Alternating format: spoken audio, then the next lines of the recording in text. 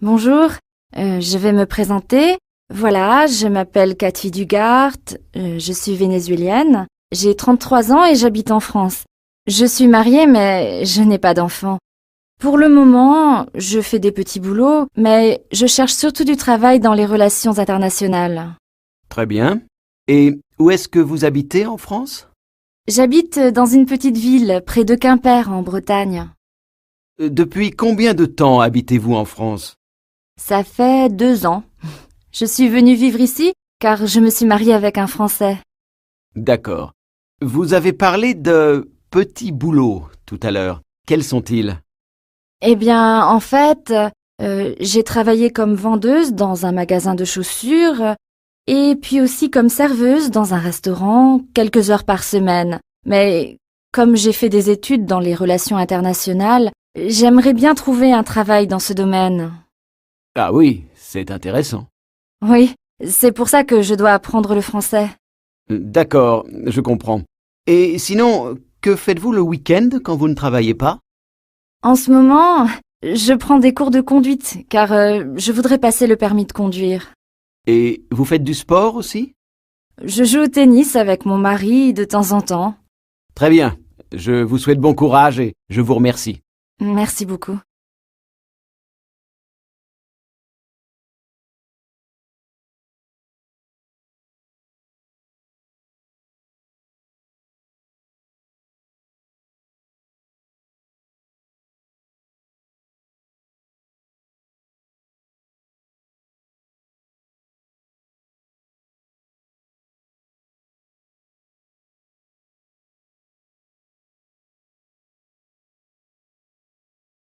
Très bien. Et où est-ce que vous habitez en France? Depuis combien de temps habitez-vous en France?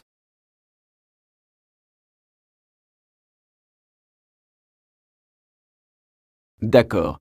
Vous avez parlé de petits boulots tout à l'heure. Quels sont-ils?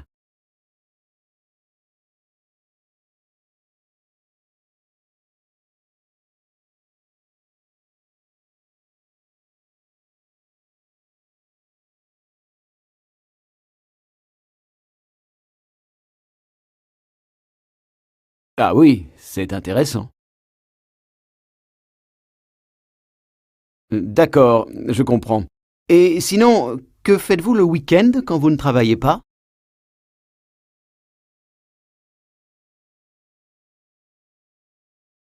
Et vous faites du sport aussi? Très bien. Je vous souhaite bon courage et je vous remercie. Merci beaucoup.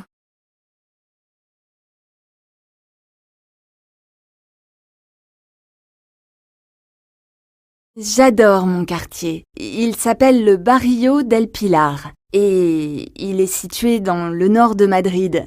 C'est le quartier le plus peuplé d'Europe par rapport à sa taille. C'est un quartier très vivant et très animé où il y a beaucoup de commerces et aussi le plus ancien centre commercial de Madrid qui s'appelle la Vagada. Il fait plusieurs étages, c'est immense.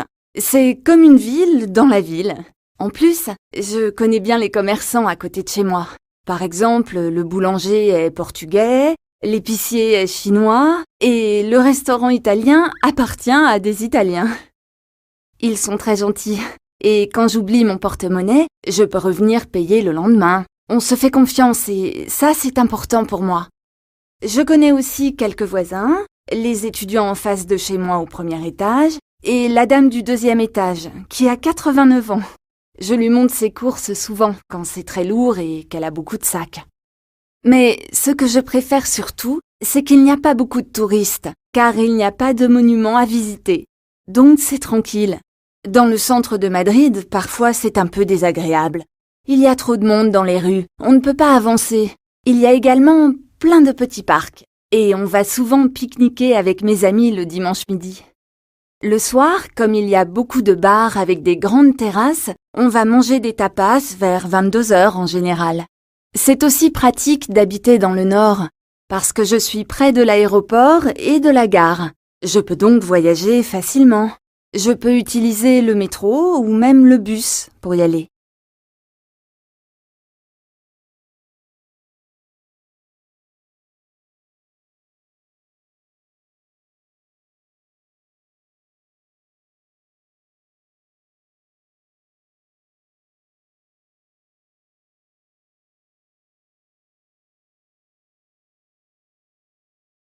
Bonjour, ça va? Bonjour, oui, et toi? Ça va. Je viens te voir au sujet de la visite du président français. Le chef m'a dit d'organiser ça avec toi. Oui, je suis au courant. D'ailleurs, je suis content de m'en occuper avec toi. Tu as des informations plus précises sur sa visite? Je crois que le président vient en juin, mais je ne sais pas encore quand exactement.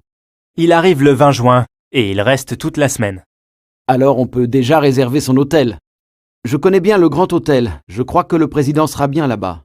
Je ne le connais pas. Tu peux m'en dire plus, s'il te plaît? C'est un hôtel ancien, mais très moderne à l'intérieur. Il y a Internet et le téléphone dans les chambres. Et ça, c'est une demande du président. Et il y a aussi un petit déjeuner buffet très bon. Ça a l'air bien. Mais c'est un hôtel de luxe. Ça risque d'être un peu cher, non? Non, ça va, c'est correct. En plus, je connais bien quelqu'un là-bas, alors je peux demander un prix. C'est une bonne idée. Et pour l'accueil à l'aéroport, comment on fait? Je n'ai pas de voiture. On pourrait y aller ensemble en taxi? Le taxi à l'aller, c'est bien. Mais au retour, on va beaucoup attendre. Ce n'est pas bien. Le président sera fatigué du voyage. Tu as raison.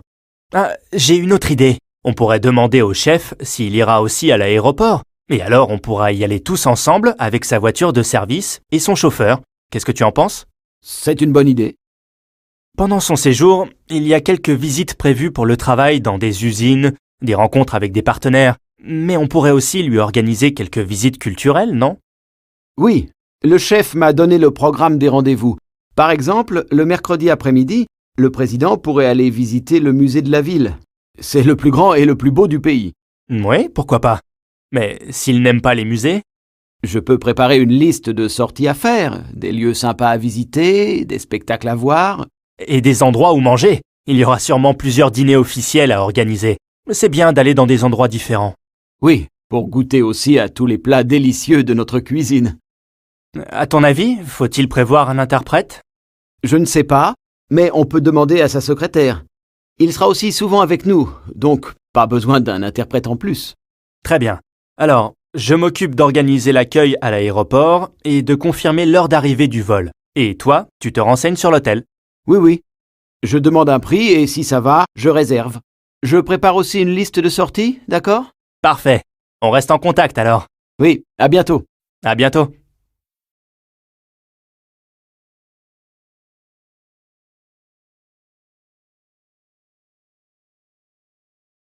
Bonjour, ça va? Bonjour. Oui, et toi? Ça va. Je viens te voir au sujet de la visite du président français. Le chef m'a dit d'organiser ça avec toi. Oui, je suis au courant. D'ailleurs, je suis content de m'en occuper avec toi. Tu as des informations plus précises sur sa visite? Je crois que le président vient en juin, mais je ne sais pas encore quand exactement.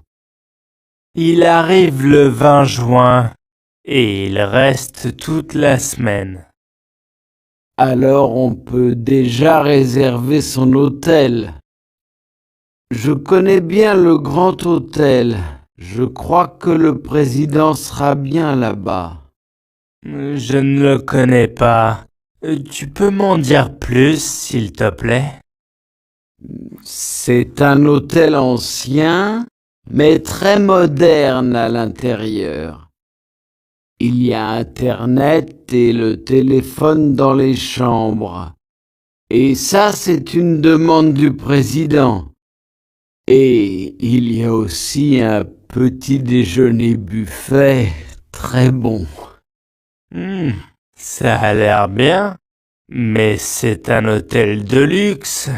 Ça risque d'être un peu cher, non? Non, ça va, c'est correct. En plus, je connais bien quelqu'un là-bas, alors je peux demander un prix. C'est une bonne idée. Et pour l'accueil à l'aéroport, comment on fait? Je n'ai pas de voiture.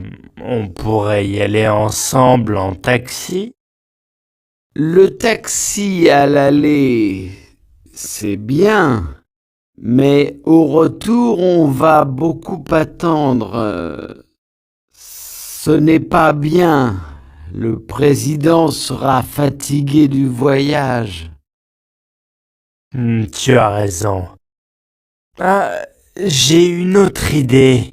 On pourrait demander au chef s'il ira aussi à l'aéroport. Et alors on pourra y aller tous ensemble avec sa voiture de service et son chauffeur. Qu'est-ce que tu en penses? C'est une bonne idée.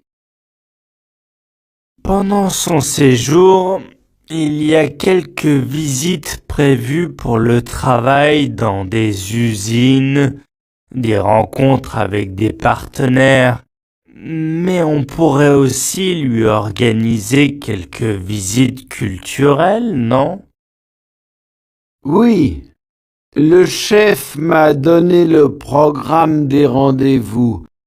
Par exemple, le mercredi après-midi, le président pourrait aller visiter le musée de la ville. C'est le plus grand et le plus beau du pays. Oui, pourquoi pas. Mais s'il n'aime pas les musées, Je peux préparer une liste de sorties à faire, des lieux sympas à visiter, des spectacles à voir. et des endroits où manger. Il y aura sûrement plusieurs dîners officiels à organiser. C'est bien d'aller dans des endroits différents. Oui, pour goûter aussi à tous les plats délicieux de notre cuisine. À ton avis, faut-il prévoir un interprète?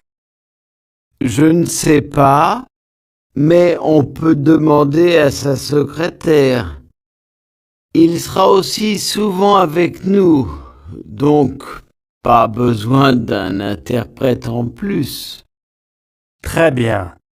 Alors, je m'occupe d'organiser l'accueil à l'aéroport et de confirmer l'heure d'arrivée du vol.